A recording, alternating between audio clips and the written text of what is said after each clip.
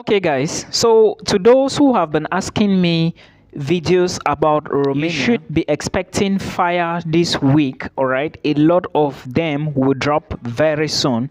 The reason why I decided to make this episode is because remember, I always monitor the admissions intake. So when I bring the videos, you can be able to see what you need at that particular moment. So to take you further, admissions is going to commence in Romania this March, and you need to understand that most schools in Romania have admissions in different intakes. But the first intake of this year will start March and April.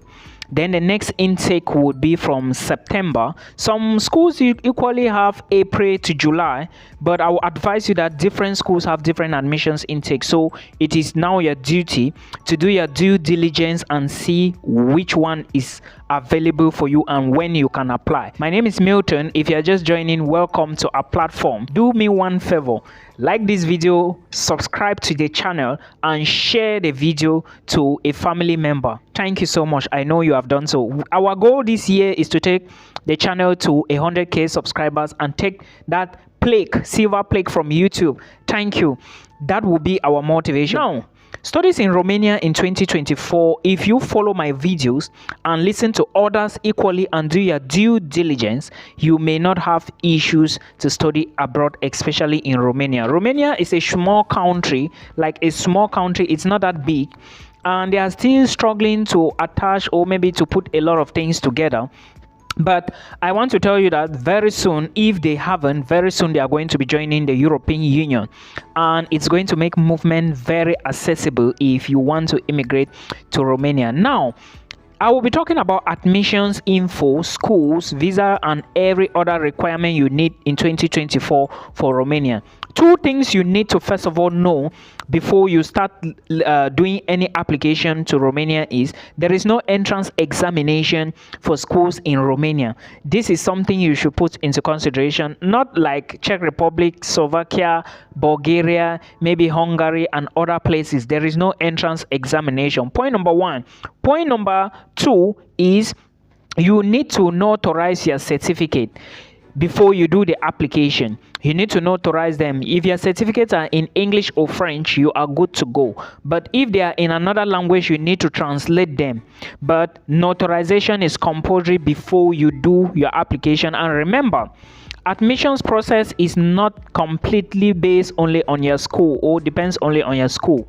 When the process is complete, when you forward the documents, your school will check them, then forward the documents to the Ministry of Education. That's to say your school will gather all the application files, okay, then select those that they are selecting, then send the group to the Ministry of Education. This is how the admission process works in Romania. Then when the Ministry of Education approve them, they will send back to your school, then your school will give you the information.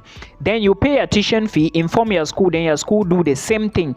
This is how Romania operates. Remember, with a visa to Romania, you can move within the Schengen zone and possibly within the European Union if at all they have joined the European Union already. I may be mixing up something, but please let us know. Have they joined? In the comment section, drop a comment to us and let us know if what is happening in Romania. So now let's take a look at the first part of the video, which is going to be requirements. Yeah, what are the requirements you need if you want to study in Romania? You want to apply for a school to start your studies in September. Now, WAEC certificate or NECO certificate. Remember, all these documents must be original documents. You do not need maybe photocopies or whatever. They must be original documents in case you are going for bachelor's degree. Then you also need your high school transcripts. Very important. Get your high school transcript. For those who are from Cameroon, I think you need to collect confirmation of your results from the GCE board. But if you can get your high school transcript, it's also very important. Then you need your birth certificate. Birth certificate is needed. Nigerians, I think there is something called testimonial. I'm not very sure, but please check it out and let's see. I think you have to also submit your testimonial. Another documentation you need to put together is your international passport. Bring it to the other documents and of course your national identity card. So these are the requirements you need if you want to study in Romania in 2024. Now, this is for bachelors. Then you also need a bachelor's degree certificate and a transcript if you are going for master's. Remember, I said you must notarize these documents before your visa application. It's important. And the admission process now, that's the first stage. When you notarize them, you now apply for a school. And remember, admissions, like I said, is via the Ministry of Education. Some schools will open their portals from March, April, others from April to July, others from September. So when you go there, you check very well. And remember, admissions is competitive. So what will basically happen is they will be checking to see the courses you studied and what you actually studied. For example, if you want to go in for medicine, make sure you have at least a B grade in biology, physics and chemistry. It's important to an extent. Mathematics, all right, at least a B grade. Nigerians, I think the minimum for you is like B3. It depends on, you are just going to see the requirements on the website, then you check more from there. Those who want to do something like maybe computer sciences, make sure in high school you pass computer. If you want to do medicine, make sure you have these 3 subjects, at least 4: maths, chemistry, physics and biology. It's important. If you do not have these subjects, it's going to be a very difficult task. Then after they send your documents to the ministry will confirm and send to them. They will now issue you an admissions offer. But that is not the offer. You need to pay tuition to get the final acceptance letter, which is called letter of acceptance. Okay. Now, when you pay your school fees, you are sending your receipt to the school. Then the school is the one to send to the ministry, not you, because you do not know the ministry the school is sending your letter to, or depending on that. And after they confirm your acceptance, now you are now ready to apply for visa. But what are the visa documents you need? Remember, there is a Romanian embassy in Nigeria. Guys, please check it out to see if they actually give you if they can actually give you results, because I know someone who collected the certificate, or let me say who collected a visa from Senegal. You get, then if you want to apply for the visa, proof of funds should be something you should put into consideration. It's very important, and your proof of funds should be around 5 million to 7 million CFA francs. Same amount for Nigerians, around maybe 7,500 and above. Then there is also a visa fee. You need to go with it to the visa section or to the appointment section on that day, right? The visa fee, you have to check the Austrian embassy. Then medical certificate for your application, you need to go with it as well. Medical insurance, you need to go with it as well. It's very important. Police report, you need to go with it as well. Then acceptance letter. All these documents must be put together before you can apply for a visa to Romania. I was like, Milton, oh, I watched a video and somebody was talking about age limit for Canada. Guys, before I explain this, give me a few minutes.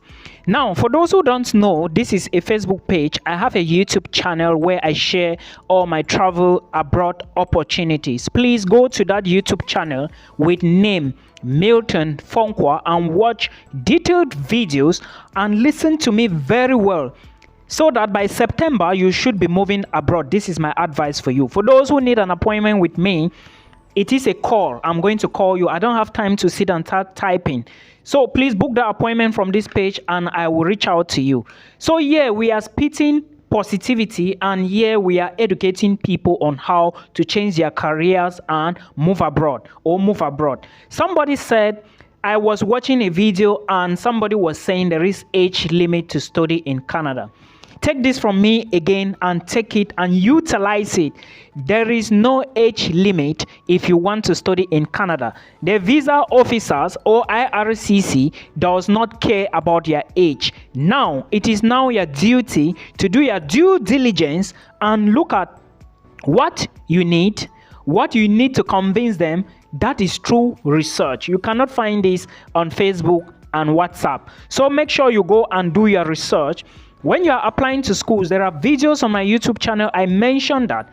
Make sure you put the program you are applying to into consideration. I equally said in my YouTube videos that during visa application, you have a way you have to convince the visa officer using your letter of explanation when it comes to Germany. I didn't say there is no age limit all over the world. I said for Canada, they are not interested in your age. I know people who are 40 years and above and they are in Canada studying. What matters a lot are 1, your proof of funds, 2, your letter of explanation, 3, your home ties if you must study in Canada. For other countries in Europe, there is an age limit, and most of the time the universities will mention that. Now, when the universities mention that, if you are above that age, you cannot apply again. But however, if you are going for visa application, you have to be careful in such countries. Example is Norway and Lithuania. I know universities in Norway like the University of Oslo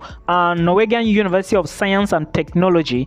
As soon as you are above a particular age, and if you didn't attend school for the past 5 years, you cannot apply to such universities. So please take a look at this. But for Canada, there is nothing like an age limit. Now you need to do your due diligence so that you do not make an error. I wish you all the best and happy new year to come.